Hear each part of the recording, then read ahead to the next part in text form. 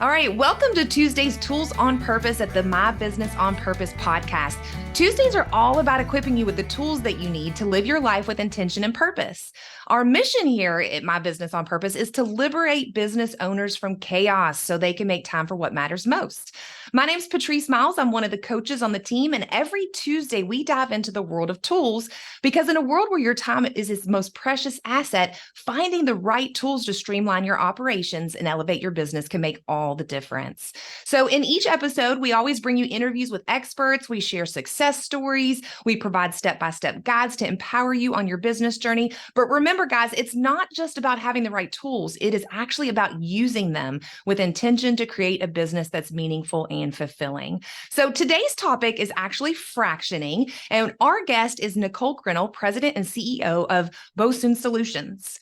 So can you start off, Nicole, just explaining to us exactly what fractioning is? Absolutely. Well, thank you so much, Patrice, for even having me. We're very excited about this. And I love the challenge to make sure business owners are putting these tools to use because that's a big piece of it. So fractional really staffing is really just the idea of using a resource or finding talent at a fractional level, both in time and in financial commitment. So it's a way of building your business that a lot of people are not aware about, but essentially it allows the business owner to spend a fraction of the time commitment and fraction of the resource and financial commitment that they would in traditional employment. Okay, great. So talk to me just a little bit. How can business owners use this in their business? Yeah, so I've actually built 3 businesses now in this same model. And so the idea behind it is really that labor should always be tied to revenue. And sometimes business owners get in this feeling where they either have to wait until they can afford a full-time employee. And so they're wearing all the hats and doing all the things. And inevitably, as you know, things start slipping with their business because we can't stay in that place for long. Or they just don't hire because they don't know that there are any other options. And so the way that we have been able to scale our own businesses is bringing in dedicated fractional team members when those items arise. So it could be a pain point, a pressure point when you know that things are slipping through the cracks, or just saying, I no longer want to maybe handle my social media. I would love to bring in a team member just to handle that.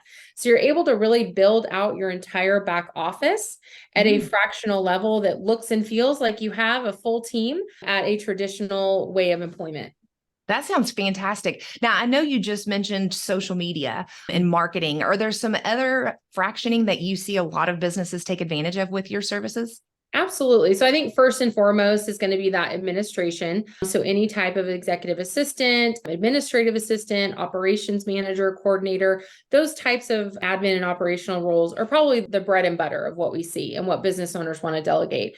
From there, we see things as bookkeeping, sometimes even project managers. Maybe they're in a business where a client comes in and they need to make sure that someone is managing those deliverables. Sales assistants, all the way down from, that first call to the final invoice, we're able to build everything out in between fractionally. It sounds fantastic. Is there any advice or best practices when it comes to using fractional workers? Yeah, so we always guide our clients. Sometimes they'll come in and I'm sure every business owner resonates with this, where they're like, oh man, I'm not keeping up with my social media. I'm behind on invoicing. I really don't watch my inbox. And they're really describing about 4 or 5 different skill sets, right? And so they either are traditionally trying to lump that in one person. And so we really say, no, we're going to bring in an expert, but let's start with one role first. Even with a fractional level, we want to make sure that we build out that job description, the deliverables. Yes. The personality type. It's still going to look and feel like a team member for your company, but let's start with one and let's really make sure that we know how that works for you and your business. And a lot of people are in a space that this may be the first time they've ever even delegated. And that in and of itself is an art and a skill to be mastered, right? And so we want to make sure that that's going well. And then their relationship manager is able to come back and say, okay, we've got this role going well. Now let's look at that next pain point in your business. And so we will continue on from there. So start small, learn to delegate, learn to manage a remote and fractional team member, and then build upon that.